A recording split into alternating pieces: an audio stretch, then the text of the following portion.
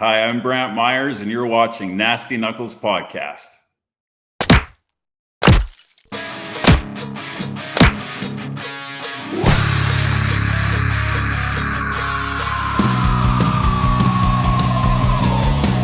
You're listening to Nasty Knuckles, the Hockey Outlaws Podcast, with your hosts, Derek Nasty Settlemyre and former Philadelphia Flyer enforcer Riley Cote, as they go behind the scenes with your favorite NHL players. Time to face off.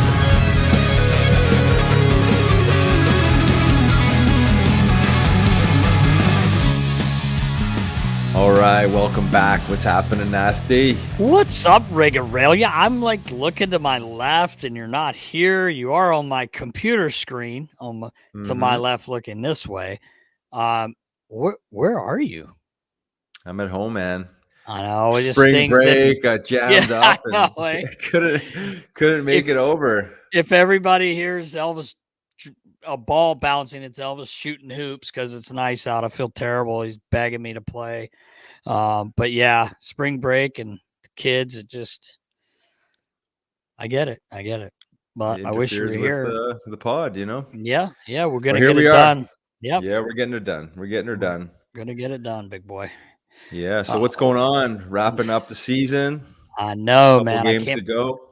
It's crazy. It's been a little, we kind of talked about it last week. It's been interesting with some of the teams, not as many as you'd like to be right there in that pile, but in the East, I enjoyed watching the last couple Panther games in Pittsburgh and, the Islanders, Florida. We talked about Alex Line last week, man, like they got in, and I'm not sure if you were able to see that last game. They actually lost to TO in overtime. But Alex Line is playing amazing. Bob was on the bench. He was on the bench. So he was available. Yeah. And I mean, to be honest with you, obviously we're not there, but he just looked emotionless. I wonder if, when you're a guy like Bob, they're paying $10 million too. And, Al's been called up, but man, you got to go with a hot hand. I mean, the guy's been amazing in his last seven games. Actually, since he was in Philly, and we talked about him having a tough night that night. But anyway, they got in. They're in the number one wild card spot. Now it's coming down to the wire here with Pittsburgh and the Islanders, and neither one of them could do themselves any favors. They keep losing. Damn, Pittsburgh lost to Chicago. You would think that'd be a W if they come to play, but God, right? It's crazy. Be. So I mean, that last spot's available tonight. The Islanders play Montreal tonight. I guess if they win, they will definitely be in. But if they lose and Pittsburgh beats Columbus the next night, tomorrow night, then they're in. So those will be two games that'll be worth watching, kind of like playoff hockey, obviously, at least for the two teams trying to get in. So at least it's fun to watch when it's like that, Yeah, 100%. Yeah, it comes down to the last game of the season. It's pretty, it's pretty interesting. You don't want to be in those situations as a team, but no, as a fan, spectator, we know what it's like, though. Hey, we brought this up. It's crazy, but the stress levels are through the roof. Let's put it that way. Yes, and the sticks are being squeezed and everything. So it's but it makes for good hockey because it is, like I said, it's like that Toronto Florida game a couple nights ago was amazing. I mean, it was up and down, and both teams just played their asses off. And JT, I think, got stuck out there for 2 minutes or close to it, and ended up getting the goal on a breakaway, 3-on-3. It was a great game, but on the West, on the side there, like Calgary just shot themselves in the foot. Couldn't figure it out. They could not. I mean, in how many games they lost by one goal or in overtime is amazing. Five of those go the other way, and you still have a crappy record in overtime and a shootout. You get in. Only 5 out of however many it was. It's close to 20, I believe. It's hard to believe, honestly. It is. That's a lot.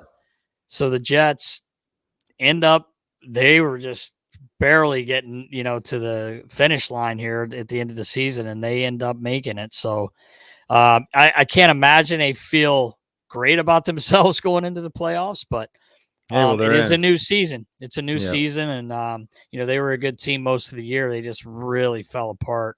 We don't get to watch the West too much, so I can't sit here and act like I know everything that went on with that team. But really started paying attention when all of a sudden they're losing all these games, and they have a pretty good team. So it'll be interesting. But, it will be, and you get a couple days to rest and regroup, right? I mean, you're in, you can take a quick breath, like I said, recoup and start from scratch, right? Everyone starts the exact same spot, so that's the good thing. But yes, there's that element of carryover and momentum that maybe not exactly on their side, but we've seen crazier things happen, obviously, in the past, where teams find a way to hit the reset button and come out swinging. So we'll see how that plays out. But the East, one more game each there, and see how that plays out. It should be interesting. Yeah, it'd be fun to watch.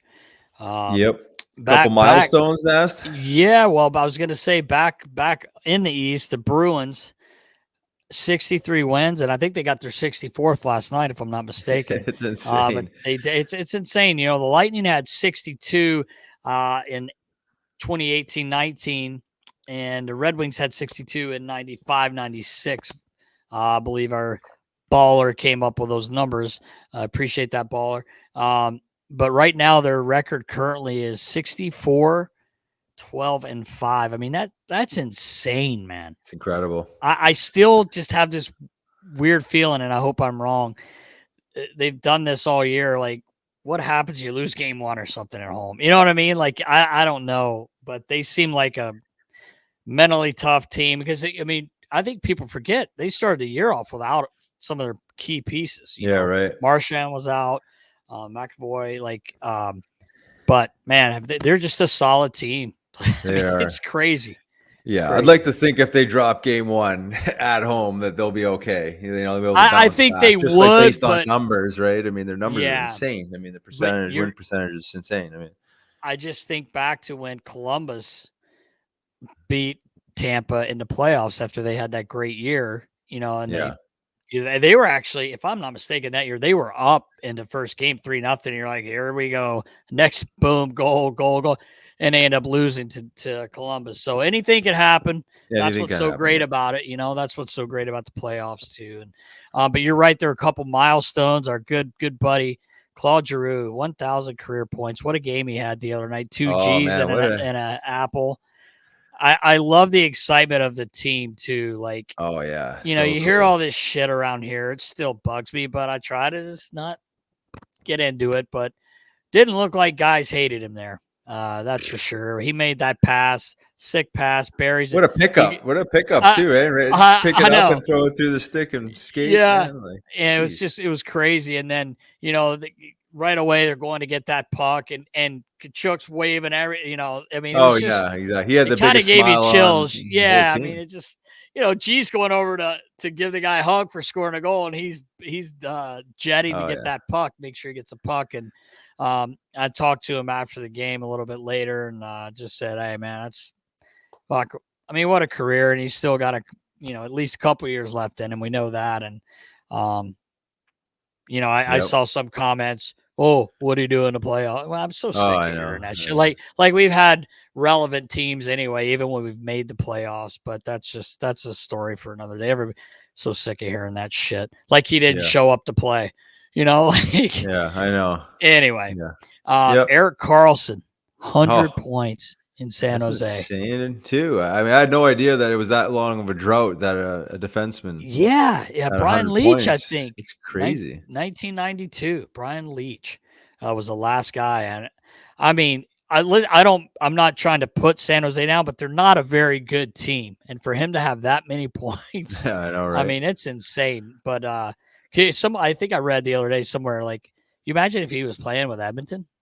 Oh my god! Like with those guys. Yeah.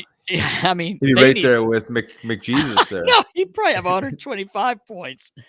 But speaking of McJesus, 150 points this season, man. Like, makes are it you look kidding easy me? too. It's That's insane. insane. Oh Yep. my God! Since But Mario, I love it. I love to see it though. It's just like yeah, it's good for the game. Yeah, since Mario in '96, which is a crazy amount of points. You think about that, and he's just doing it like it's his job. He's getting paid yeah. well for it. I mean, But awesome y- to see. it is. It's really cool. Like, I mean, it's funny. Like, people that get to go see him play, like, it is worth the money to like, he's one of those Oh guys yeah, where, like, he's one of those you guys. don't mind paying the money because he's gonna bring it every Yeah, night. He plays his bag off, obviously, and he's so good. And yeah. He's an he entertainer. seems He puts on a show, man. And he he does. does. He does. I'd like to see a little bit more excitement, but he's probably like, oh yeah, I can do that. Yeah, well, Yeah, yeah. once in a while he'll give a good Sally, but I just enjoy watching him. I enjoyed being on the bench when we played Edmonton, just shaking my head like I would be afraid to go that fast, man. No I'd be kidding, right? afraid. Speed This wobble guy. into the boards. I would be. At half speed. I'd have to hold on. They'd have to get a car and run it across the ice. Oh man, I couldn't imagine. But I'd love to see a race between McDavid and UNAST. You're gonna give me a big head start, I hope. Oh, he'd be My at the far God. end before he even got to the blue, I'm sure. He's amazing. And it's fun to watch. Congratulations to those guys. Yeah, absolutely. So the Flyers, they have one more left in Chicago. That should be a fun one. Yeah. Can't wait. No, but seriously, it's they basically clinched the 7th best spot to try and get Bedard. Maybe we get some luck. Who knows? But it's been I don't know if strange is the word, but kind of fell off a little bit from the way the guys were playing. Not that they're not trying or playing hard, but they lost a few in a row. They got back in the win column last night, but like Tony's been scratched 4 games in a row, and someone asked Torts about it, and he says, I haven't talked to him. So they're obviously not really speaking to one another. Which kind of sucks. I'm not either. I'm not either. But it probably throws out there that he's probably not going to be here next year, one way or the other. And then on the other hand, he did put out a pretty big compliment for Provy, which was nice to see because the guy shows up every night. It was something. He got hurt the other night. He got his elbow hyperextended in, and he missed I don't even know if he missed the shift, but he was right back on the bench. And someone asked Torts about it, and he goes, "It doesn't surprise me at all. I saw this guy. We had 5 minutes left in practice. Took a stick, good cut to the face, and he came back out. He didn't miss any time. And we know Provy's played with injuries his whole career. The only reason he missed a game and isn't in an Ironman streak is because of COVID, which." From what we heard was one positive, then a negative, but they wouldn't let him play. So, in the test is what I mean when he took him. So, and he was not happy about that. But no, we're almost there, Riggs, where we're going to see Danny get to work. I hope. Hopefully, that interim tag's taken off of him, and he can get to work here. And also want to just quick shout out for Tippett too. He's been playing his balls off. Yeah, 2 goals last game in the OT winner. He's just, I got to give Torts a little bit of credit because Torts plays the shit out of him, and he's giving him this kid. You can see his confidence every game. And boy, we talked about before, he really can shoot the puck, man. Yeah. I think if he keeps trending this way, you're going to be looking at. I think he got 24, 25 goals. He's going to be a 30-goal scorer in the league. I would say and maybe more. I mean, the way he plays, and I see why Torts plays the shit out of him is because he plays at such a high tempo. He skates so well. He brings that energy. So he's always creating turnovers and creating scoring chances. So it's like naturally he's eventually gonna score and shoots the puck. And it's nice to see him actually having success scoring goals because I feel like earlier in the year we talked about it, like this guy should have more goals. Like the amount of chances he gets the way he shoots. But to me, I mean, if he keeps this up, he should be able to score 40 next year. Based on how many shots he generates and opportunities he generates. So I would imagine with the year he had and the confidence he knows that the coach has in him, he's going to not that he wouldn't work hard anyway, but really he's going to be really looking forward to this next season. Like you said, I could easily see him potting 40 the way he shoots the puck and the way he's working. And even, one of the goals last night, man, he just dipped that shoulder and went to the net, man. Yeah. Like, some people say, "Oh, it's hockey." Well, not everybody does that. Not everybody wants to. Well, it's hard to do. It's hard. Yeah, exactly. And it's hard, So good for him, man. He's had a good year, and like you said, he works hard out there, and it's nice to see. It really is. Yeah. I wish him success because he seems to be finding his groove and finding his identity. Not that he didn't fully before, but just again having that consistency in his game. Like every time, like he's out there, he's generating and he's bringing the speed and elevating that level of play. So it's going into the off season, going into next season, it's nice to have that piece. That's kind of evolved. Yes. Which there's probably question marks around it and him. Going into the season, like what is his potential here? Like how many goals can this guy score? Which is now he's proven he can score a lot. He can score a lot, and if he keeps hustling like that, skating like that, he can certainly generate. So for sure, there'll still be a lot of questions. I did hear the other day on the radio that was it Dan Hilford? He was talking, and they weren't going to remove Danny B's interim tag until they hired a president. So I don't know how true that is, but coming from him, it sounds like it's pretty truthful. So there's a couple of names thrown out there, as we know. So we'll see how that goes. Yep. All right. Well, yeah. I was hoping it was going to be right away, but I would hope so too. Yeah. Well, I would have to imagine that they're going to have to make an announcement on a president sooner than later, because you don't want to drag this out right till the draft and then have all these these pieces. No. You can't do that. So I would think that season wraps up, you're in meetings, probably obviously all the brass in on these meetings, and then we'll see how quickly they pull the trigger. But I would like to think that they're going to get that done sooner than later. It can't be that complicated. You got a handful of legitimate candidates for that position that keep surfacing as names. So we will see, Nast. I'm not sure if your name's in the bucket, but I don't think it is. No. I should throw it in. I think you'd be a nice president. I would be nice. I would shake hands, kiss babies, I'd do it all. Especially the hot bring moms, the energy up there. Yeah. Oh yeah. Oh man. All right, Nast. I think we're ready. Episode 113. Can you believe it? I cannot, and I'm excited for it. Our good friend Brantt Myhres. Episode 113, presented to you by Curaleaf. Welcome to Curaleaf, a medical marijuana dispensary. Whether you're a longtime patient or you're just getting acquainted with this incredible plant, Curaleaf of Pennsylvania is honored to guide you along your medical marijuana journey. Have questions? Google Curaleaf PA or stop by one of their 18 locations across the Commonwealth, or visit curaleaf.com/locations. Let's go, Nast. Let's do it. Welcome back. I'm Riley Cote. And I'm Derek Settlemyre. This week, we are so excited to have a good buddy, former NHL player, enforcer, big lefty, author of best-selling book, Painkiller, a memoir of big league addiction, Mr. Brantt Myhres. Mizey, I miss you, brother. I love you. Thank you for being here, man. How are you?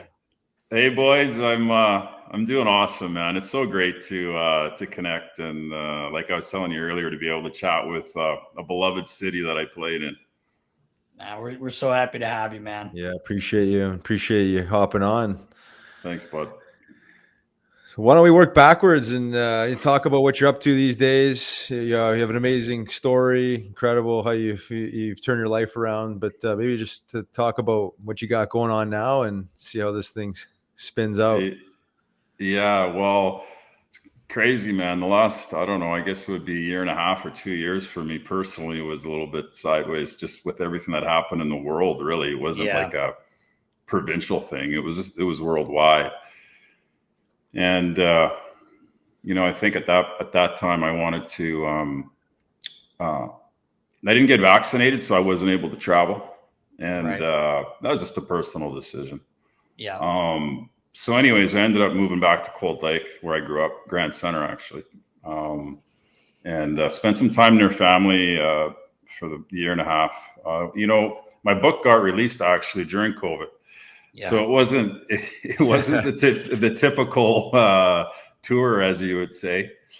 So right now, actually, you know what? I sold my house last week. I'm moving into Edmonton in 2 weeks on May 1st. Oh, wow. Yeah, I'm looking forward to getting back into the city. And then I'm going to pursue a couple projects. One is obviously speaking on the book, because I never got a chance to do that. And I feel for me that, like, no matter what I've done in my life, whether it was scoring my first NHL goal or other than my daughter, the book for me was probably my proudest moment. And I want to be able to share that. And I know that not only me, whether it's a daily struggle or a weekly struggle or a monthly struggle, everybody struggles at some point. And I'd like to share about a happy ending versus some of these stories on tough guys or an addict in general that didn't have a happy ending. And there's lots of them. So I'd like to get that and maybe get back into seeing if I can assist with an NHL team. Yeah, that would be cool. Beautiful. I know that'd be very helpful. This stuff still goes. Riley's in that world of it helping people, former players and other just normal people that have issues. Yeah. He's doing a lot of that as well. So I'm really surprised more teams don't have. I don't know how many teams do or don't, but I'm surprised they don't. You would be great for that. Obviously, you've kind of dipped your foot in the water with that anyway with the Kings, right? Yeah. So no, it was an interesting situation that happened with Los Angeles. And I think the biggest takeaway was that Dean Lombardi and Daryl Sutter were being proactive on a program for an $80 million payroll. Right. And it, as far as the salary goes, they spend that on bubblegum. Right. Yeah, right. Yes. So it's not about the money. It's not about the money. And I just think that no matter what organization, whether it's hockey or working for ESO, I think that if you look at it, there's probably between a 5 and 8% of your workforce that's going to have an issue. And I don't know why you wouldn't protect those assets. Yeah. Right.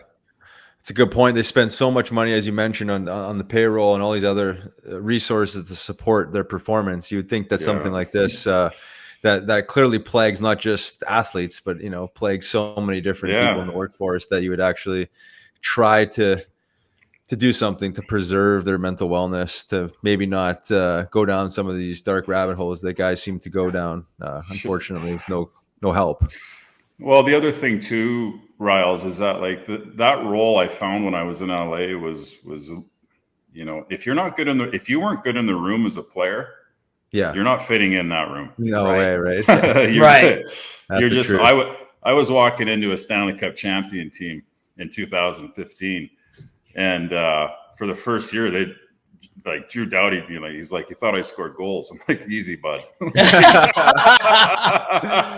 I get paid to protect you, man. Like, no, I didn't score any goals. That's funny. And they called me by my first name, which was Brantt, and they called me that for the first year, and it was the weirdest thing because nobody's called me that since I was probably 15.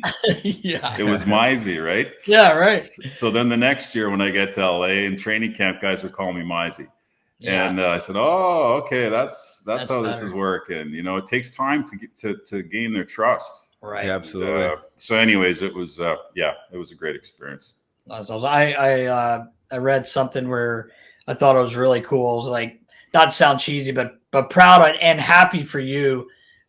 You said it was like when you walked through those doors, you had your head held high.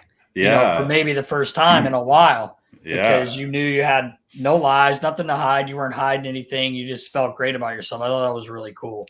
Yeah, it was actually when we went into Edmonton and they were playing the Oilers, and I walked in for pregame skate, and it was the first time I got off the bus and I didn't feel guilty. Right. And I walked through the doors, and I was looking around and actually really appreciating what the National Hockey League was. Yeah. Because in the midst of the addiction, like we went to Nashville when I was with LA, and I got off the plane and I'm like, fuck, is this a nice place? And they're like, you played here. I'm like, I know, but I don't remember any of it. You know, like Nashville was a really beautiful spot. I wish that I wasn't so loaded when I played, you know, because there were so many times that I think I just missed out on that stuff. Yeah. Yeah, well, you're doing amazing work, and since we're on the topic, we may as well start unpacking the book. I mean, like, there's a lot to it. Obviously, your story is incredible, your perseverance, and to be able to kind of rise above and weather the storm. I mean, maybe talk about Painkiller, the book, and maybe just some of the the main pieces of the story that prompted you to get help, the help itself, and how you transitioned, because you were banned from the NHL for failing drug and substance abuse. Maybe talk about that and how you overcame it. Yeah, man, oh man, I'm sure a stubborn old bull, boy. I tell you, you'd think after the 4th rehab that I'd be like, okay, I'm finished. So I'm like, nah, we're going right to the fucking end on this one. And so I did, and I was sitting there. I just remember there, I write about it where there was my last night when I drank in 2008, and I got arrested, and I had cops on me and stuff, and I was living basically on a couch, trashed my sister's house, and I had a knife out and all this stuff, and I don't remember anything. All I remember is I was laying in the snow, and I had one cop, his knee was on my neck, and I looked up at my sister, and she was bawling, and they looked at her and they said, "Do you want to press charges?" And she said, "Just take him home." And so they took me home, and I woke up in the morning, and I had, as they talk about in the book, they talk about a spiritual shift, and something changed in me that morning. And by the grace of God, the league called, and they said, "Hey, we heard what happened last night. Are you willing to go to treatment?" And I said, "Yes." And I said, "For how long?" And they said, "It really doesn't matter this time, Brantt, And so I went for 8 months. They paid for 8 months of treatment. Wow. And yeah, it was incredible what the league did.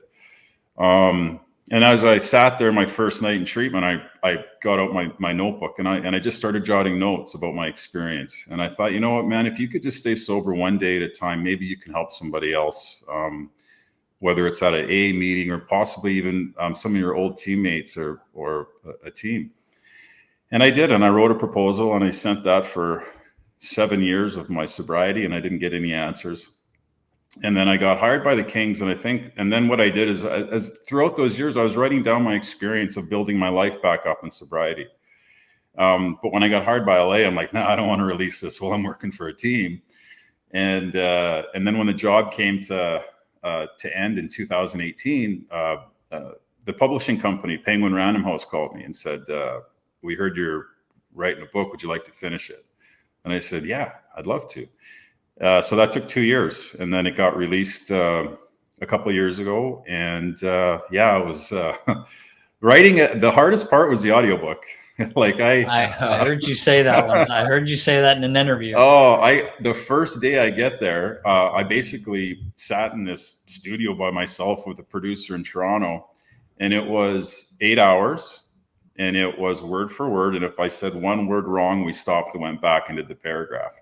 And the first day I left, I said, "I can't do this." I said, "There's no way I can finish this." And then 8 straight days of that. Wow. Yeah, it was crazy. So yeah, it was great, man. I'm really proud of it. Yeah, you should be. Yeah, it's amazing. It's amazing. You know, it's funny, Mizey. Like I was telling Riley earlier, because Riles and I used to get after it quite a bit, when he was playing, and we were, we lived together for a little bit, and we were always, we're best buddies, and like thinking back, like when we had you, like we partied, but I think maybe because I was younger, I didn't look at it as like, oh, you got a big problem, because we were all partying. Yeah. Now I may not have known the extent of what you had going on, like maybe later in the night or whatever. But I never thought to myself, he's got a big time problem. No, Yeah. Well, you weren't, buddy, you were such a cool cat to me back then. I was really struggling, and you were always just a happy face in the room. And no wonder you've done what you did for 3 decades, man. Like you're just a deadly guy. And I just remember needing a warm face, and you always had that in the morning for me. But yeah, like I knew it was getting bad when we had to practice in Philly, and I told Koff, I said, "Hey, I'm just going out for a couple beers," and he said, "Knuckles," he says, "make sure you're there, in the morning. We're gonna get bag skated or whatever." I said, "Oh yeah, I'll be fine. A couple beers." And so I go to this bar. I think it was Egypt's. Remember Egypt's? Oh Jesus, yeah. That's a club. Yeah. Yeah. So I go to this bar, and there's a couple girls that I knew, right? And I said, "Hey, you guys want to go back and do a couple lines of blow?" And they're like, "We'd love to." So we go back to my apartment, and I said, "Listen, I got to be on the ice at like 9:30." I said, "So the blow stops at like 1 a.m. So now it's not about 9 o'clock in the morning. We're still sniffing. Man. I'm just sweating bullets. And I said, "Oh my God, I got to go to practice." I said, I can't find my keys. You guys got a car? They're like, "Yeah." So they pull up in this like shitty Datsun Gremlin. It's just rusted out. I'm just sweating in the front seat of this car. These 2 girls are driving me to practice. I told them to drop me off 2 blocks from the rink, right? Yeah. So I get in, and I sat next to Koff, and he said, "Oh my God." He goes, "What happened to you?" He goes, "You fucking reek." I said, "Bro," "even if I tell you what I did last night, you're not going to believe me." I said, I go, "But here's the deal, man." I said, "I wasn't a good skater before. I'm going to be like a really bad skater today. Like, there's no way I'm going to make it." He just said, "Hey, man," he said, "go out on the ice, take 1 lap, say you pulled your back out, and get off." I said, "If I can make the lap, I'll do it." So I get out there and I do the 1 lap. I made it. And I said, I pulled my back. And then that was the start of the insanity for me, where I said, "Wow, man, I can't control this beast anymore, Yeah. And anyways, it's just a powerful moment where I realized that I was Brantt Myhres wasn't in control. No matter how tough I thought I was on the ice, this thing was beating me up every fucking day. Yeah.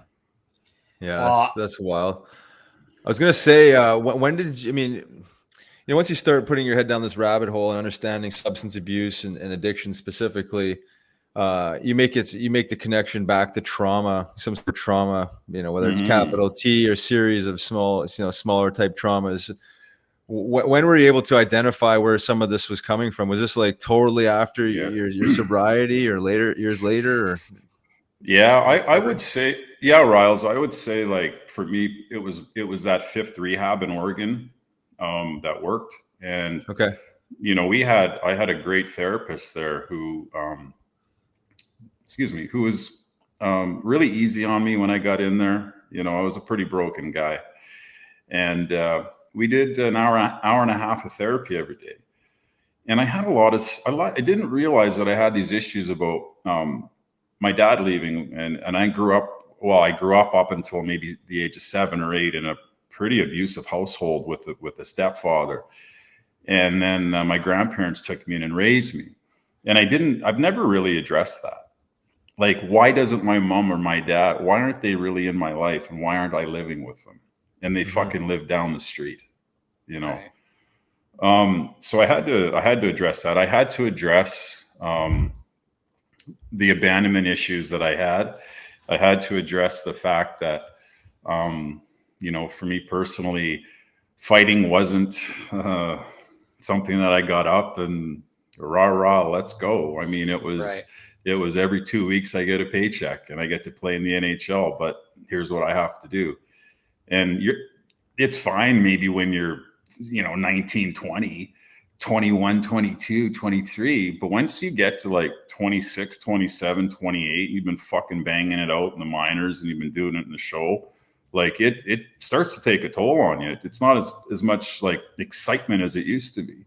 Mm-hmm. So just a lot of stuff I addressed, but it didn't happen until my last treatment center. I was going to ask you, like Riles and I've talked about this before.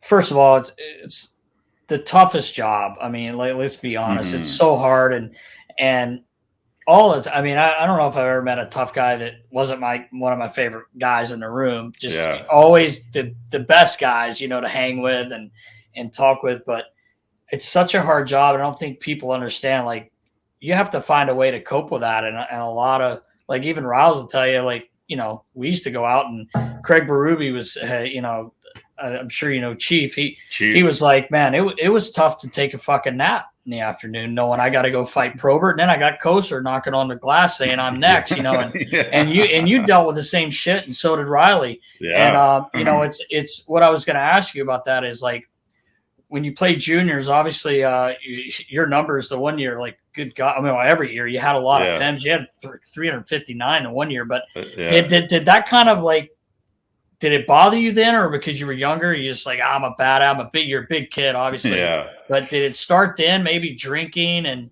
maybe some of the partying to kind of like cope with it, or? Yeah, I had a reward system early on when I was 17 when I started drinking, and it was okay. So, okay, Mize, you know, you're gonna have to go out and get into battle here, but here's what's waiting for you after the game. You know, country bar, the tunes, the girls, et cetera, right? So I had a reward system, and I fucking always met that reward system, right? No matter what was going on. So when I got sober out of treatment in San Jose, I remember that first year, and I was having a hard time. I was having a hard time getting up for those games, and then going home and like sitting there at 11:30 by myself. Yeah. And just like, okay, now what the fuck? I can only chew so much tobacco. It's like, you know, it's like, now what do I do?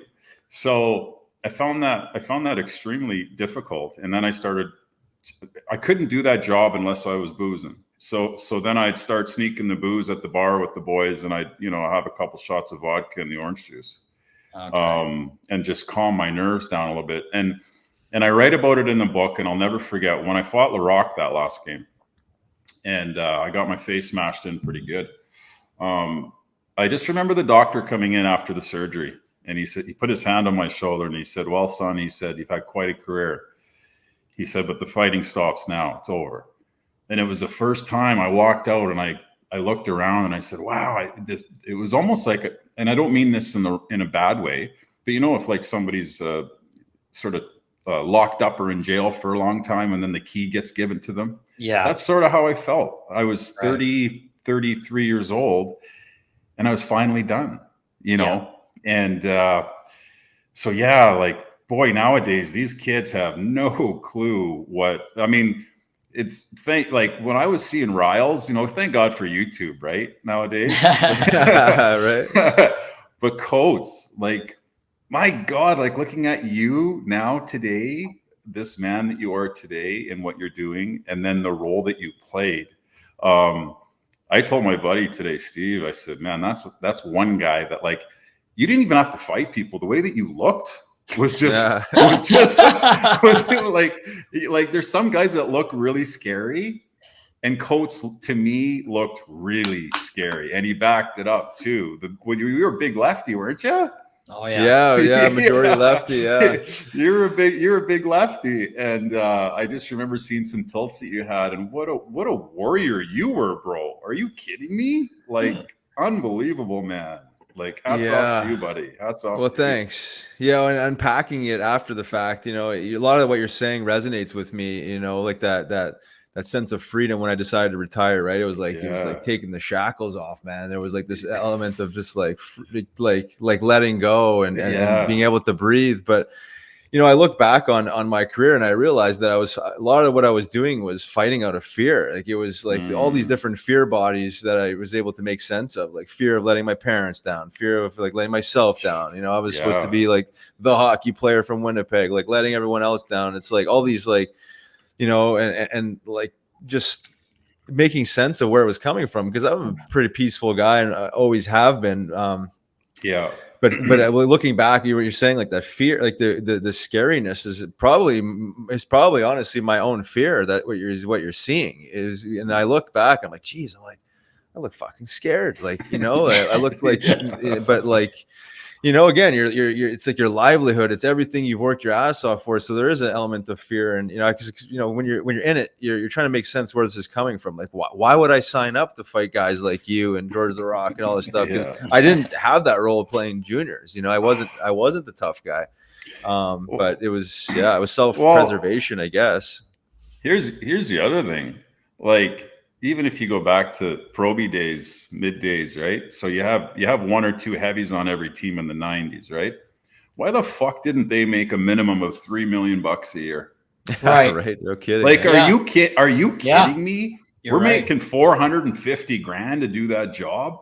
Like we should have fucking started out talking at $3 million. Yeah. All right. Like I just don't understand why the tough guys got paid so little money back then. I mean, yeah, you had Ty, which was, he was a rock star in his day. Mm-hmm. Right. And you had Proby and Marty and those guys and Brash that were making over $1 million. But the majority of us made league minimum to do one of the toughest jobs in the world. Yes. I just couldn't figure that out. I agree. Especially when fighting, like you said, like it was so prevalent that it was putting fans in the seats. You know what I mean? It was actually turning ticket sales, right? So no one's sitting down when you drop the mitts, in any building. So, well, that's the truth. It's funny because like as the years go on, the fans, the new age fans, they'll never understand what it was like going into Philly on a Friday night. Like if you're, me coming in from Tampa or whoever it may be, right? And whether it's Riley and Fridge and whoever it may be, but the building was buzzing before the game. And this is regular season. This isn't playoffs. Right. They knew what was going to go down that night. Yeah. And it felt like the whole game was full of excitement. And if you got up 4-1 in the third period, look out, man. Yeah, I know, right? Yeah. Like there's games this year I see where teams get blown out like 9-1. There's not a fucking penalty. And I'm like, are you kidding me? Like show some heart here, boys. Like my God. Yeah. Well, speaking of that, it sounds like I understand your perspective, but like the new NHL, you got to appreciate the skill. I mean, where does the role of fighting still lie within the game, especially with Quebec Major Junior League banning fighting and the direction it's going? Oh, the role of fighting. Yeah. Oh man, that ended when the visors got implemented. Oh, that's true. Yeah, that's true. Yeah, like we're years late on that, I think, right? When were the visors implemented? 3-4 years ago, 5 years ago, maybe? Yeah, it's been a while because man, you're down to 7 guys without a visor in the league. Yeah, as soon as they implemented the bug shields in the NHL, it was over. It was over. Like I look at guys fighting. I couldn't do that job now, punching a guy's visor. Are you kidding me? No wonder they fight the way that they do. So they get on, they look sideways, they throw a punch, they go back, they throw a punch. Back in the day, we were going down the middle. Yeah. Right? Yeah. And you can't go down the middle with a visor on now. Oh. So it's that's gone. That's done.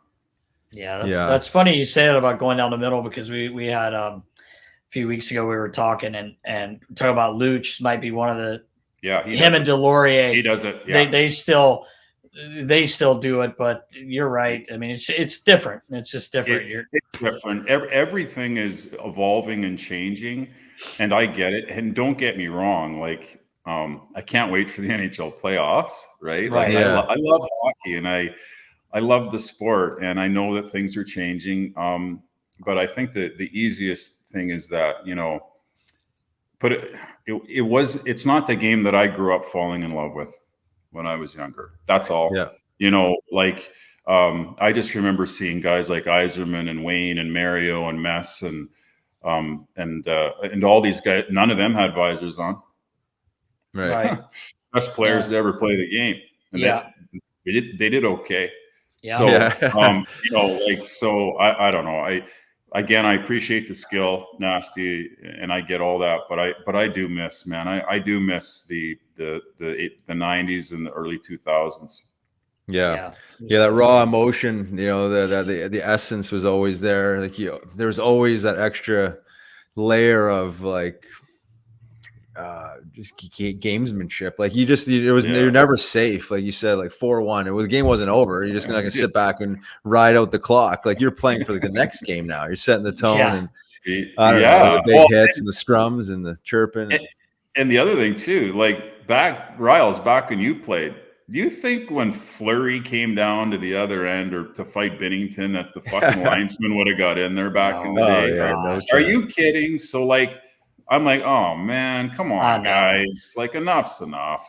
Like let him go. My God. It's like, it's not Gar Snow. It's right, yeah, like it's Fleury, man. Let him go. Mizey, did you see the clip of that with he was mic'd that game? Yeah, he reminded me of when Hexie skated down the ice. Remember, he's trying to get his glove off, and then he goes, "Come on, let's go, let him go. It'll be fun." I heard all of it. It was amazing. It'd be fun. Good for the fans, he says, or something like that. And he's right. But he's right. It's like when you had Lates on the other day. Yeah. Talking about that brawl in Norfolk. Yeah.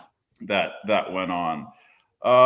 Like I said, I mentioned to you, it's insane that two goalies going at it at the end of this absolutely animalistic brawl that ended it all, right? Yeah, right. Yeah. And the boys are like, okay, we're done. Let's go back to the room. So I'm glad we had this written down. We're glad you brought that up because I sent the boys that video you showed me. Oh, really? You text me. Oh, yeah. Yeah. The big laugh, Paul coming in, all yawns. Yeah. What happened exactly? What exactly went on there? All I remember is a good buddy of mine, Jim Vandermeer, right? Oh, yeah. Yeah, I play with Jimmy. So Vandy was doing the Vandy stuff and fucking around all night. And so the period ends, and I get off the ice, and I give him a cross check, and I say, "You do that again, you're going to sleep next period, right?" He's like, fuck you, Mizey, or whatever. So we start skating off, and I get off the ice, and I hear, hey, and I look back, and I see Tom Rowe and Trent Yanni swinging at each other with their suits on the ice. So I'm like, holy shit. So I take my tie down and I undo it and I skate in the pile and I just think, fuck this, let's get this going then. Bang, I hit somebody. And then I don't really remember much after that, other than I was on the ice and my hands were on the ice. And I'll never forget, Sean Thornton was on my back.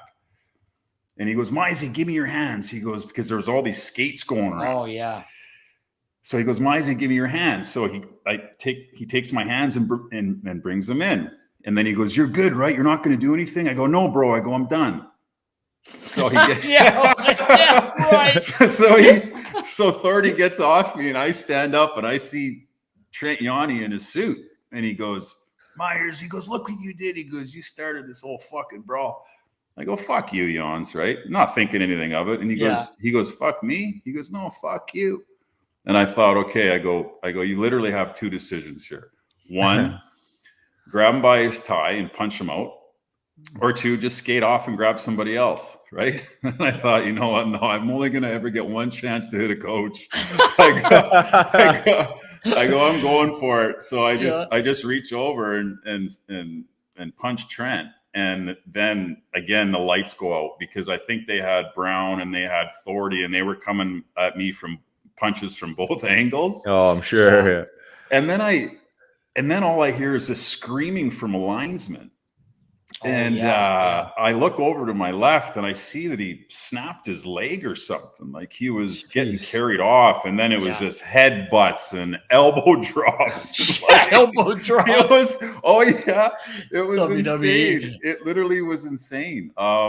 And Dave Andrews was the president of the league, and he was there that night watching the game. It was crazy. Oh, I'm sure he loved that. Yeah, that was a doozy. Yeah, oh man, it seemed to just keep going too. It kind of calmed down, and the camera would move, and it'd be another pile. I know, but you know what, and you guys would know about this, Coates too. When you go through something like that as a team, boy, oh boy, you want to talk about the ride home? Yeah, how close we felt as a group. Yeah. Like especially Tom Rowe, like he was our coach. He got suspended 8 games.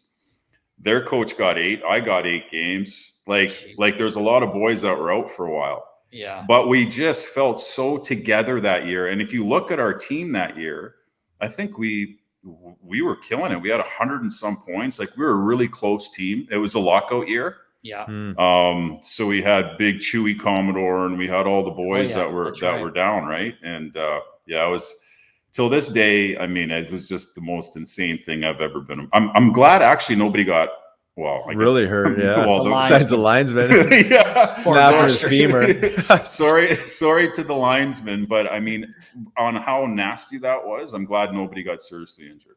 Yeah, I know. That's what I was thinking. That was one of the bigger dust ups you're going to see in hockey, right there. Yeah. I've never been in one such a crazy one, but yeah, I mean, it's. I remember back in the day, we said this when I think it was in the Central League or whatever league I was in, but like, big line brawl, big old fashioned dust up is the best best team building exercise you could do. You know, it really is. Got each other's back. Everyone's pumped. It's so true. Hey, Nasty, I was going to ask you, do you see Hammer around at all? I've been seeing him out pretty recently. He's doing a lot better. Yeah, man. Oh, okay. Yeah. Well, Riles, we'll have to chat. I met Hammer in 2005. We went and did an NHL broadcasting thing in New York, and I was paired with Hammer for the whole week. And I got to tell you, man, like, I had a vision of this guy, when I was growing up. And we had so much fun. We did a videotape together, an audio tape where we were calling a hockey game, and we laughed so hard together that like there was no way that you could have put that out. It was the worst one that anybody ever did. And Hammer, if you're listening to this and you have that audio, please send it to me. I'd love to listen to it again. Roz, you gotta talk to him. I'll definitely talk to him. He would appreciate that. Yeah. I mean, I guess that's the experience in it all, right? It's not so much the polished piece, but the joy you find doing it, and I'm sure you appreciate that. Yeah. But Mizey, I was gonna say, I kind of just popped in my head. I don't know if you remember when you came to meet, because you came to the Phantoms first for a couple games before you went to the big boys, and me and our bus driver Mel, we came and got you at the airport. And really? You don't remember, right? No. Yeah, it was a long night the night before, maybe. But yeah, I came. I jumped on the bus with Mel. We came, got your stuff, took it back, and you went to the hotel, whatever, and then came in, and it was so funny. Like, I remember talking to Rodney, the equipment guy in Syracuse, and he's like, our guys are shitting their fucking pants because we were a tough team. Yeah. We had some tough guys. Obviously, we had the Animal, Frankie, and just some other guys that were tough. But we throw you into the mix, and Rodney going, these guys don't want to fucking play tonight, blah, blah, blah. So I think it was in the first period. I don't think he gave the guy much chance. And usually Riley will tell you, I remember everything. I remember names. But I do remember this. You basically said you're going, dude. And I think you just wanted to like show the boys you were here, and you threw about 5 lefts before this guy knew what the fuck happened. And he's down and you're in the box and he was looking around and the boys were like, that's he's not going to be here long, fellas. Don't worry. He's going to be up there up top. But I'll never forget that. If you look at the way that I looked back then, I was pretty chubby, man. Like I was so out of shape. Like I probably had over 20% body fat. Oh wow. And usually in the American Hockey League, I love the boys and everything, but I didn't want to fight down there. I know. Yeah. Like I just didn't. Like during the lockout year in Lowell, I was ready to rock and roll because I knew that if once the season ended, I'd have a chance of getting called up. Right. But usually in the minors, I didn't really want to go. And you had Frankie, you had Dave McIsaac, right? Yep. Dave McIsaac. Yep. You had Pisey. We had a tough crew. Yeah. And I think I only played maybe 2 or 3 games, and then I got called up to Philly. Yeah. And then once you get to the show, then you're totally different mindset. Right. Like, you're ready to go all the time. Yeah, for sure. Nasty Knuckles listeners, it's time to get your real estate in top form. You need DLI Commercial to help you on your next construction project. These experts know how to take your project from the penalty box to all-star caliber. From complete build-outs to major renovations, they've got you covered. Let DLI Commercial help you make your next construction project a real power play. For more deets, you need to head on over to their website, dlicommercial.com. It's funny because, like I said earlier, Mizey, at the time, I didn't know you were, I don't want to say suffering, but I guess suffering, but you had these, these demons or whatever you want to call it, because we always party. Everybody partied, but I'll just never forget. We're in Cincinnati, and I've told the story. Brian Boucher, and Andy Delmore are the rookies. Yeah. And we started out. It was a whole team thing. We went to. I don't know if you'll remember this, but we went across the border to Indiana because they had a casino. Yeah. So we kind of started there, had some dinner, and guys are gambling. And I was beside you, dinner, we're having drinks. Next thing I know, you're gone. Yeah. And I just remember fuck is Mizey? We'll find him. Yeah, I'm sure we'll run into him. So we end up going back into Cincinnati. That's where we were. Yeah. And we're downtown, which I don't suggest. Sorry if you're from Cincinnati, but we're in a little shady area, and we had a couple friends with us, and it was me and Deli and Boosh. And I swear to God, it was like out of nowhere. You came walking through the door, and this was this old house, and it was a bar. It was on the second floor, and it was kind of like a college-y bar or something. Yeah. You came in, you picked me up, you're fucking throwing me up and down, all buck 150. And we're laughing and everything. I'm like, where the fuck did you go? And I don't remember what you said. So anyway, we're like, it's time to get out of here. We got to get back to the hotel because we stayed in the shitty area of Cincy, down where the gardens were, where we were playing. Anyway, long story short, we get downstairs and we're just waiting on the cab. Well, there's these dudes across the street, and they're kind of chirping, and you chirp back, and I'm like, hey, Mizey, there's 9 of them. You don't have anyone tough here with you. You've got 2 girls, me, Booch, and Deli. And they're literally hiding in this little doorway, and they're nasty. You got to get them to, stop. And I'm like, he's fine. We'll be fine. Next thing you know, you're this guy chirps at you, and you're like, fuck you, I'm like, oh, boy. I'm like, so I think, Mizey really likes me. I can try to reason with him. Yeah. So I grab you, and I'm like, hey, dude, calm down. And your eyes started going, and you were like, whoa, go fuck. And so you start chasing me. What? Oh, yeah, true story. Ask Deli and Booze. You're chasing me, and we were banged up. Yeah. But I'm kind of running in little circles like 8s, and instead of just going straight at me, you're following me in these circles. So then I get behind a telephone pole, and I'm literally going back and forth. And for about 30 seconds, you're trying to get to me, and then you just start dying laughing. You're like, you little fucker, I can't catch you.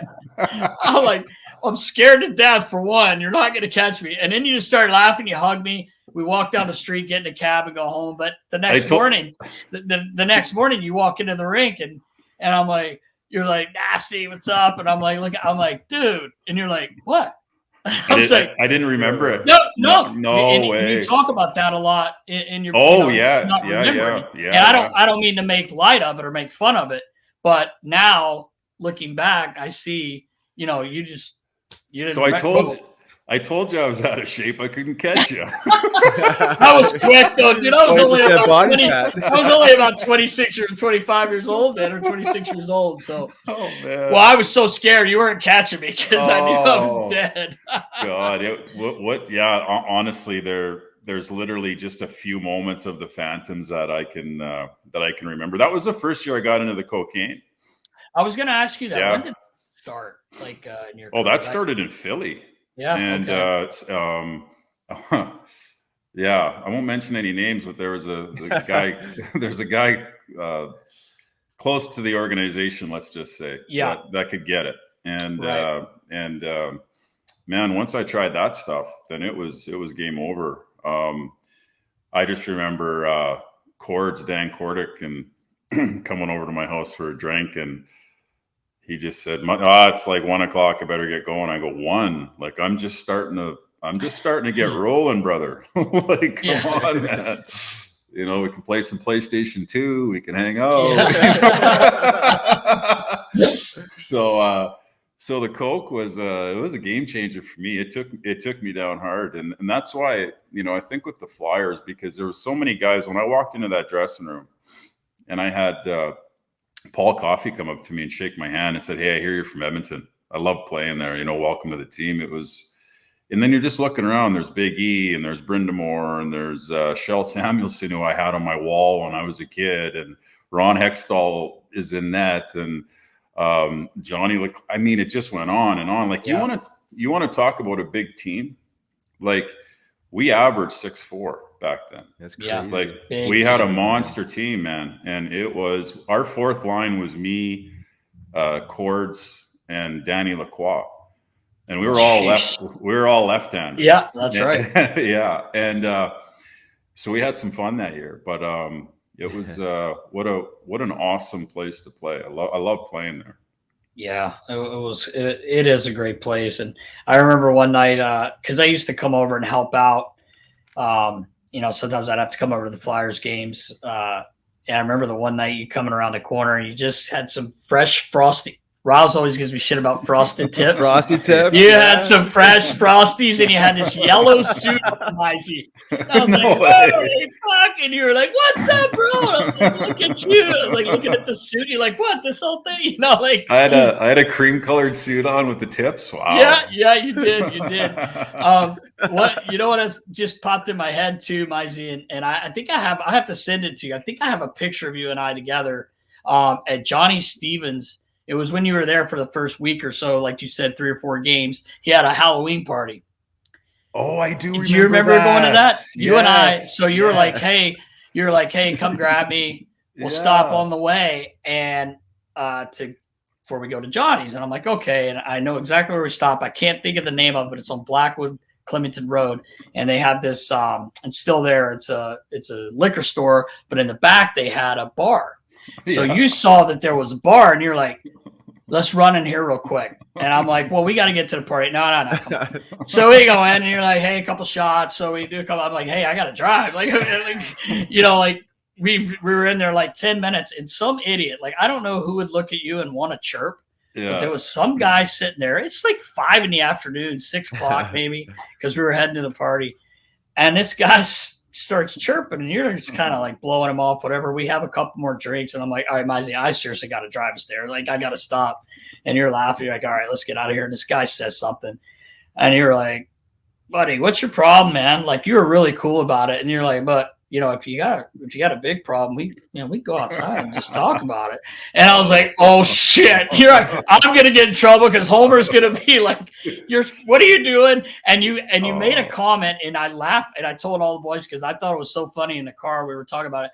You put your left hand up and you gave a number like 50-0. And you're like, I don't know, but this right here, and you just held your left up. You go, it's like 47-0 if you want to try it. And I'm like, all right, Mizey, we're out the door here, buddy. Oh, no, you probably don't remember that, but I don't remember that, but I do remember a night at where it was the first time in a street fight where I got KO'd, and it was in Philly, and we're at Egypt again.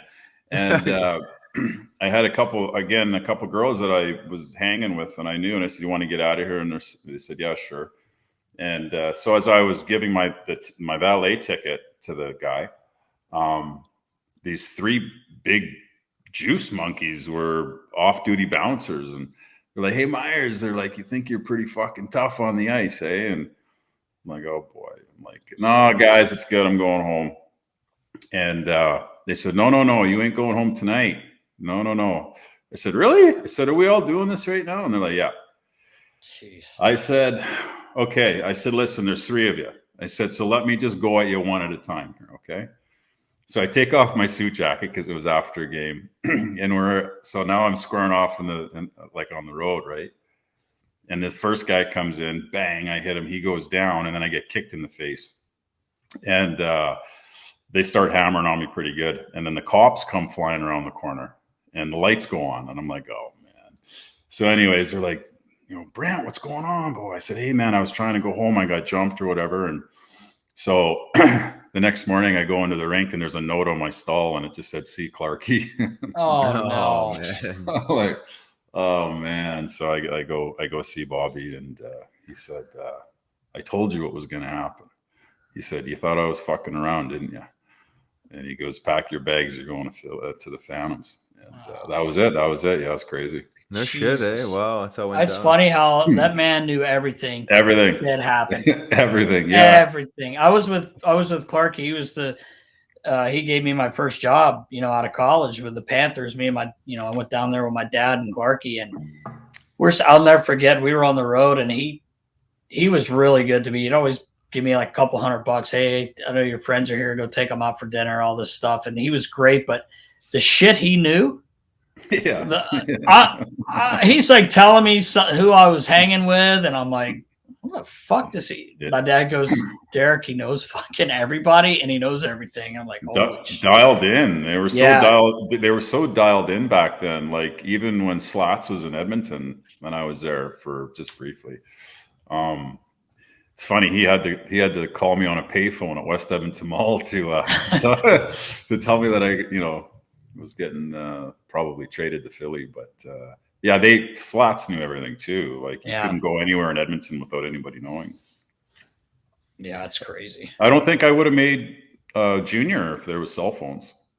Oh man, yeah, right, yeah, yeah. I saw an interview with you. I think it was a while back, but I think the guy brought up like, could you imagine back then? Like and you know what your comment was? We'd probably be talking right now between a pane of glass. Guaranteed. For sure. It's 100% that knowing my personality with Snapchat and all this stuff that like when I'm fucking loaded at 4 a.m, as if I'm not going to tweet something stupid or I'm not going to send a dumb picture to somebody. Right. Like there's no way I would have done anything productive with my life if there was social media. It was impossible. Yeah, you're right. It's crazy. Yeah. It is a serious distraction. It's interesting. It is interesting how they're dealing with this with NHL teams or sports teams. Because I know at the start of every year they have like the social media meetings, but it keeps evolving, right? the danger of these tools keeps increasing, right? And it's like you talk about distraction as far as interfering with performance, but we're really getting you into trouble, especially as you mentioned, like late night, man. You make one bad decision that'll haunt you the rest of your life, Yeah. It's almost I don't know. I think if I was an NHL hockey player, I'd have a flip phone and no social media. Stay off it, I really, because it's not worth the $2, $3, $4, $5, $6, $7 million. No, you're right. Like if you want to get a hold of me, here's my home phone number on my flip phone. Yeah. Other than that, I don't carry a fucking camera phone. I don't do none of that stuff. That's wise. It's crazy. Mizey, I got a question. And you answered it earlier when you were talking about like being in San Jose and you after your second stint in rehab, you went back to San Jose, and you're like after a game, you needed something, like you said, to wind down. I was going to ask, like, you go 3-4 times. Is that what it was? You just couldn't handle like after games or that pressure? Is that what kept like, cause you think like you said earlier, after 4 times, you think you clicks in, but that's where I don't think people understand it. It could be, I don't want to say disease, but some people say it's a disease, it's just not easy to fix. 4 times going in, was it more of like pressures of playing the game and your role, I should say? Oh boy. Yeah. I think that, I wasn't able to dissect any of it really until I started actually treating the issue, which was in the 5th treatment center. Right. But, there was some situations that I look at now, and obviously I was insane because any sane person wouldn't do what I was doing. I was wired differently than some people. I think that when I ingest drugs or alcohol into my body, that something changes in me, and I just don't make very good decisions. And it's, but when it comes to like the fighting part and all that, I found, especially with the cocaine and the women, that the high that I'd get from doing that with girls after a game and partying all night was pretty comparable to the high that I got fighting in front of 19,000 people. Okay. So there's my reward system again. Yeah. And that's how I was able to justify that role for me. And like I said, I had very short stints of sobriety in the National Hockey League. And I mean, they sent me to my first treatment center when I was 24, right out of Philly. And I spent 90 days in treatment in Los Angeles. And the day that I got out, I bought a bag of Coke to drive back to Edmonton, you know. Wow. Because it was a long, it was a long drive. Yeah. But so there was the insanity that was kicking in, and then actually, quite honestly, once I never really read my book until it got delivered. Like, they send an author all these copies because I was so busy writing it and editing it and all this stuff. And then when I got it, I like, wow, like, cool. I'm like, I've never really read it like as a book. Right. So I turn out all the lights, you know, light a couple candles and I start reading. And as I'm reading and I get into those parts that you're talking about, the insanity parts, it really hit me hard. I just said, wow. I said, maybe at the time I couldn't understand the craziness that I was going through, but it enabled me going through that journey and that pain to be able to have this book here, to hopefully help somebody else understand what they're going through. Right. So that was probably a good purpose behind it. Yeah. Yeah. It's super interesting. I was going to say, because there's a lot of people that, like to pick apart the role and blame everything that happens in their life on the role itself. Right. And they don't like see past the role of fighting. They don't look at, maybe childhood traumas or stuff that they're dealing with in their personal life. Right. They just want to demonize the role itself. And, I can certainly attest to, like, there's obviously added pressures to just, regular job performance when you're taking on this role. But I mean, you've also seen 50 goal scorers that have gone down these paths too, Joe Murphy. I mean, right. I played with Murph in San Jose. We were Wow. Yeah, we were really close buddies. And oh God, when that thing came out on TSN, my heart just dropped. Oh, I know. It's awful. And I talked to a friend of mine, Matt Johnson. You guys remember Big Moose? Yeah. How's he doing? Big Moose. He's doing okay. He's hanging in there. He's in LA I believe it's a sober recovery home, a sober living. Mm-hmm. And he's doing okay, man. He's trying it one day at a time. So but you know what, buddy? I'm not. Hey, man, I'd never sit here and say, oh, fucking no. I got to live out my dream of playing in the National Hockey League. And I only wanted to play one shift, you guys. I just wanted to play one shift sitting next to an NHLer, and I got to play on 6 or 7 teams. Yeah. So I'm not going to sit here and have a fucking pity party for some of the shit that I went through. I was extremely blessed to have that opportunity. And did I like the fighting? Of course not, man. I don't like punching people in the face. Like, that's just not who I am. But that was part of the game. It was part of the role, and I did it. And I tried to do it the best that I could for my teammates. And, now I haven't had to have a fight in 18 years. And it feels great not to wake up and put Vaseline on my face.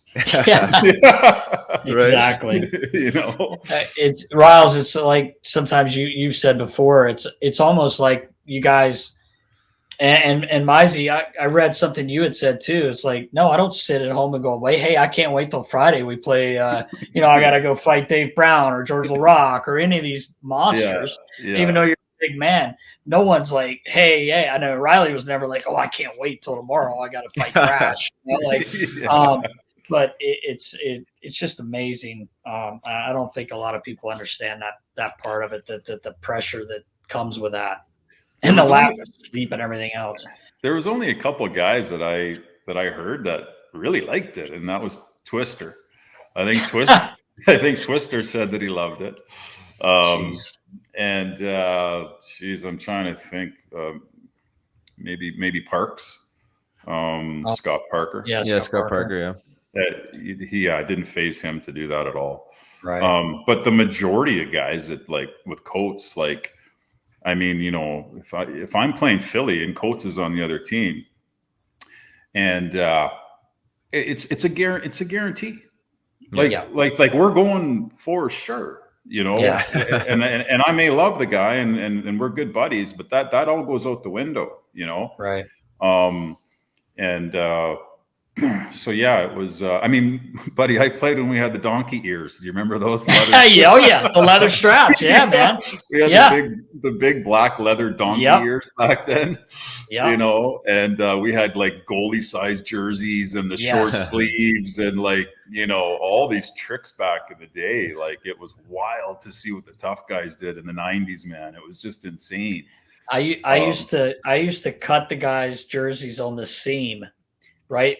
Where you couldn't really see it. Yeah. And I would fold them back and stitch them. So when a guy grabbed you, the jersey would go way up here and you would be free, but you couldn't tell. My dad showed me that trick. Yeah. But the line, because you weren't allowed to alter the jerseys, but you could not see that was sewn because it was sewn that way. It wasn't taped or Velcroed. It was sewn. And I must have done that to 10 guys on the fan. They loved it. Oh my God, Philly was so tough back then. Like and both teams were always stacked. Like just so like Coates. Who was a guy that you looked sort of up to? Like for me, it was McSorley and obviously Proby and Dave Brown, right? Like those three guys were like gods to me. Like when you were growing up. I know that you're a little younger than I am, but who were some of the guys that you looked up to when you played? Or when you were trying to get to the show?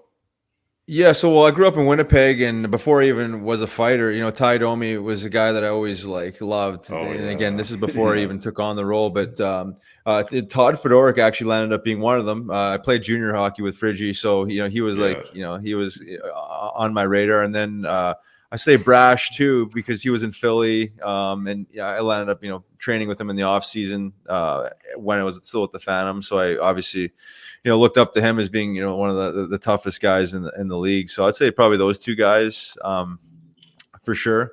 Yeah. And then landed up playing with Friggy again with the Phantoms and Flyers, and then I got to know Brash on a personal level. But I would say those two guys. Did you read that story about Brash?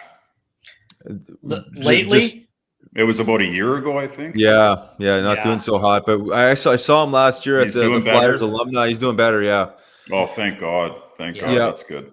Yeah, I think it's a lot of what we're talking about, substance abuse, hanging out with the wrong people, mismanaging money, like the same, it's kind of the same old story. But he seems to be doing better. That's great. That reminds me, Mizey. I saw an interview. Oh, actually, it was something you posted on your yourself. I remember seeing this when you were struggling and you basically, I guess, needed money. You sold some stuff. Oh yeah. How did you get the stick? How did you go about getting that stuff back? You had Riles. I don't know if you saw that, but he had a Wayne Gretzky signed stick from his last year, but he was using a Hessler. And a Rolex, nice Rolex. Yeah. How did you get those back? Well, I had two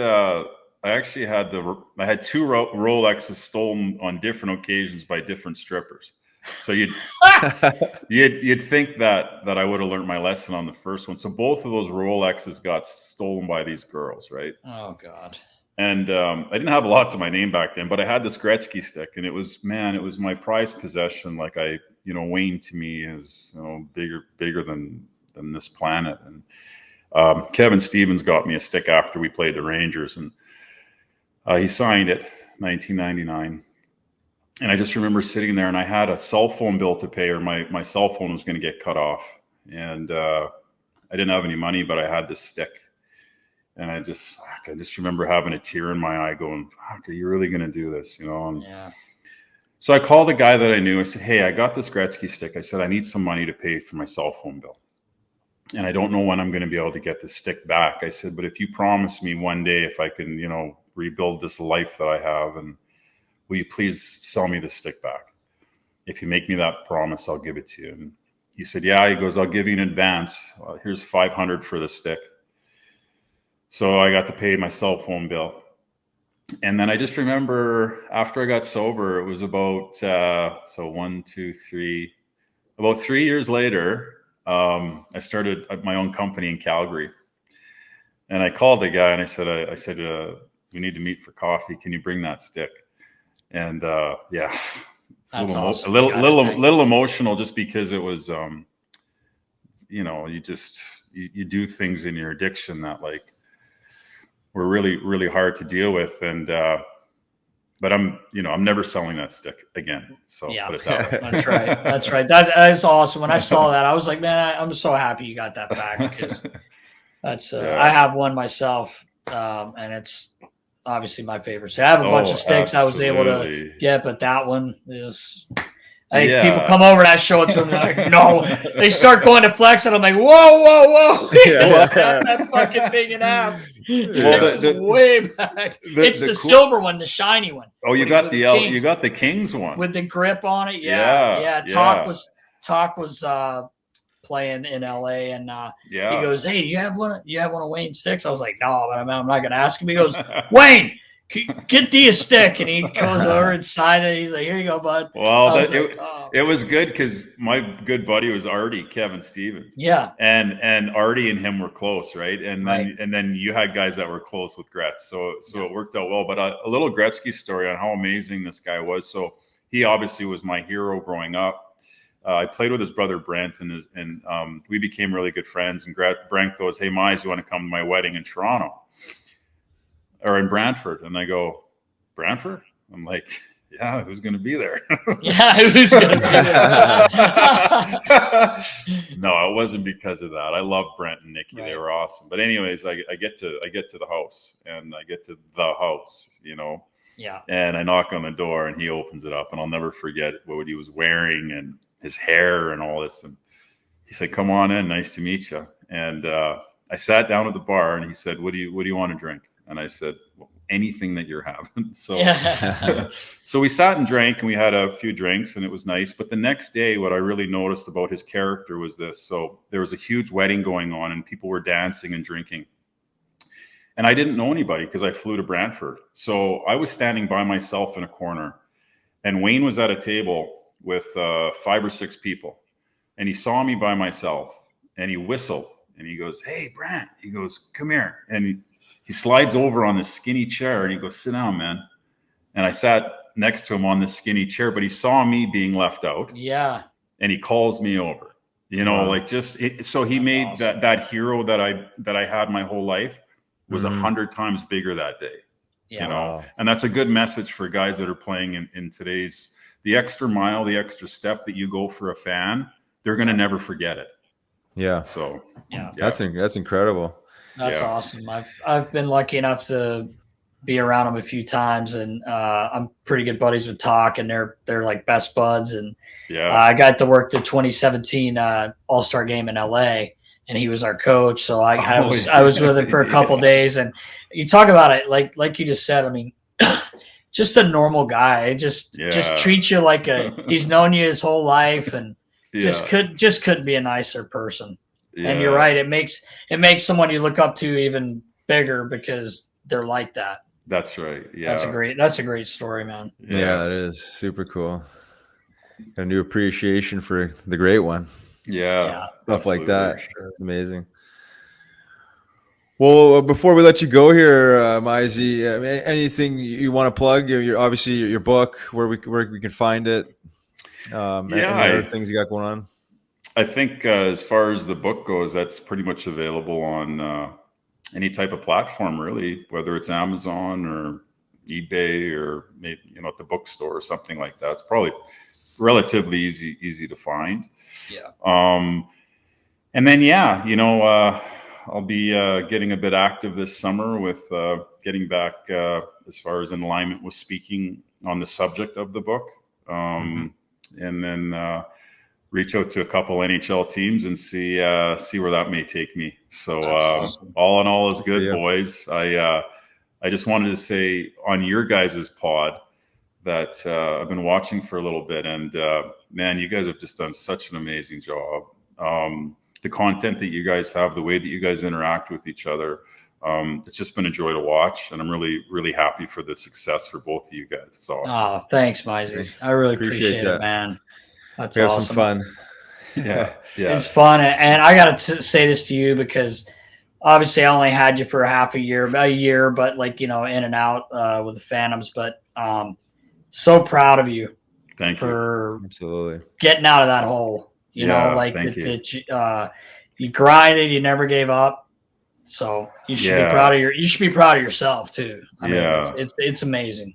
No, I appreciate that as well. It's the you know, sometimes little messages from people, whether they've read the book or they've commented on some certain things, that it does help. You know, positive influence helps. So thank you. Yeah, of course, man. So happy to see you. I wish you were right here with us, though, man. I know. I haven't seen you in so damn long. I know. Well, you know what? I'd like to actually maybe set something up where I can do some type of a book thing in Philly. That'd be awesome. That'd be great, because you know there was probably 4 cities that I really, really enjoyed playing in, and Philly was one of them. So yeah, that'd be great. Yeah, be great. Let us know if you make it over. I'd love to sit down and do this again. You won't be hiding behind any poles this time.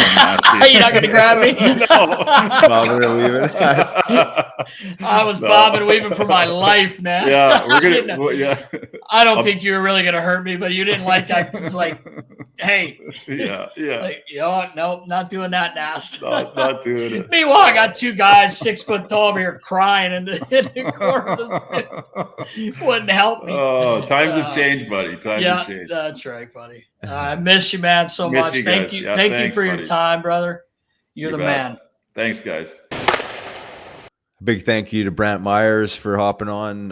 What an amazing story. Nice to see him doing well and finding his groove. So, yes, for sure. You know, as we talked about, had him there for a year. Well, he was up and down. Obviously, we talked about that. But what a great guy. Great book. Got to get it if you haven't. It's a good read. I listened to it. May as well. It's easier for me, but great guy. I loved him. Like I said, when we talked to him, we were all partying, so you don't really think of it as like, man, he's really got a problem, because we were all partying. His was deeper than we really knew, and the fact that he had the willingness to share everything and share his pain and his struggles with everyone in order to help people now is really cool.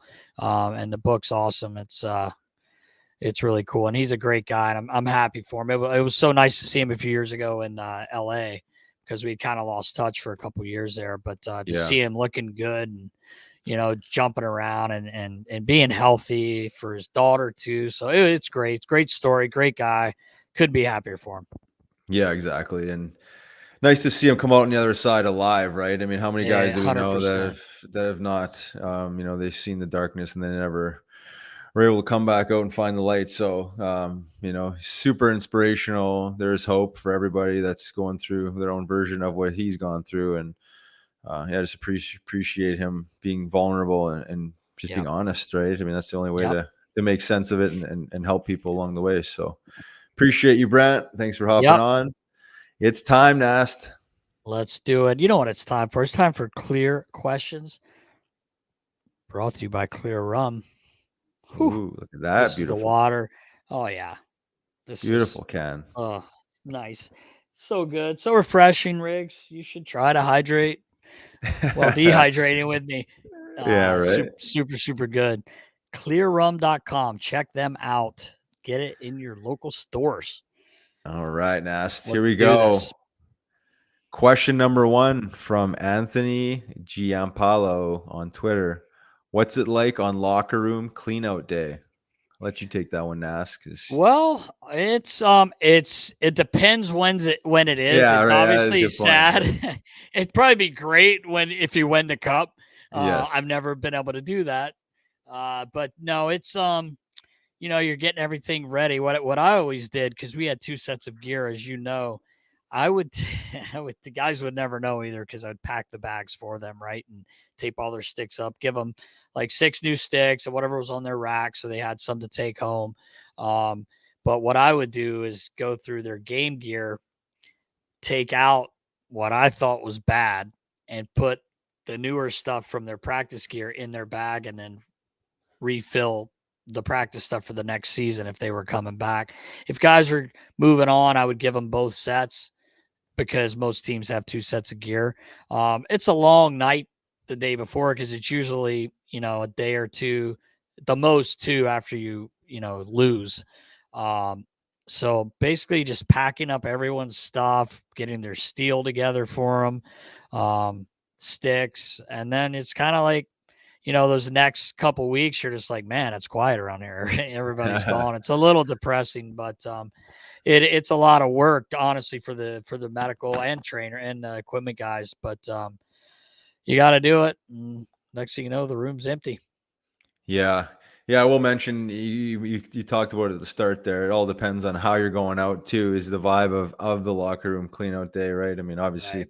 Flyers know they've been out of this for some time, but sometimes it abruptly ends, and obviously, unless you win the Stanley Cup, it's disappointing. It's never a good feeling. Yeah. It's never a good feeling to pack your bag and say goodbye for the off season. But yeah, the energy, it can be certainly different, but nonetheless, all the elements you talked about are essentially the same. The meetings, the packing up of your shit, the shaking the hands, the hugs, goodbye, and all that. Probably one last blast off at wherever they're going to go. But exactly, then and it's on.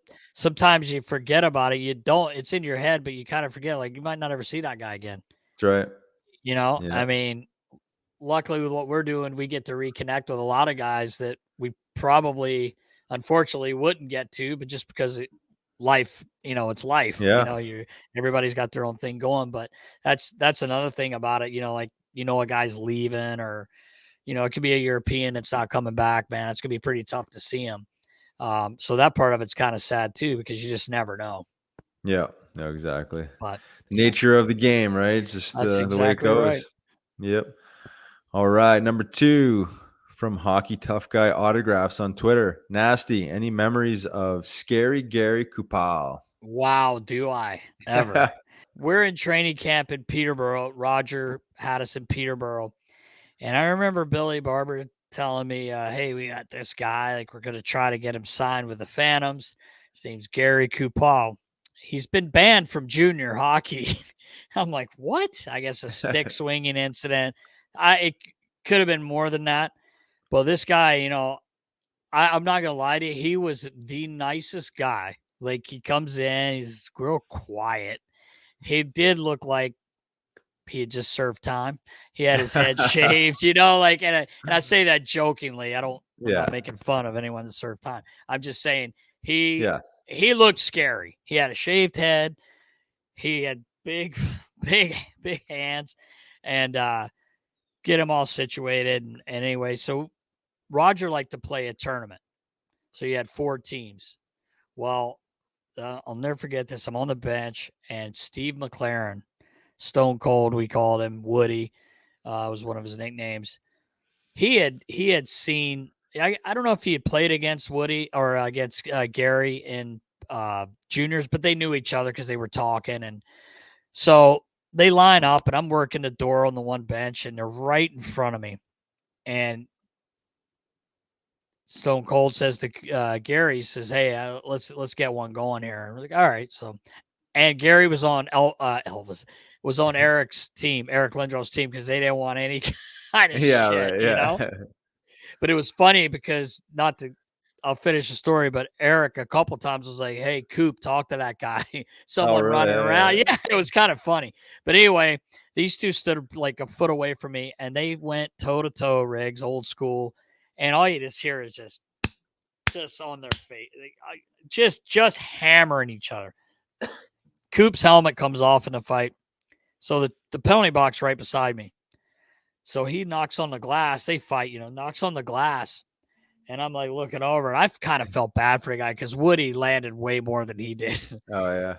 He had knots all over his head. I mean, and they were just raising up.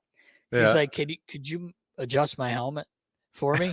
So I make this old CCM helmet as big as I can. He's putting it on, like, you can tell it hurts.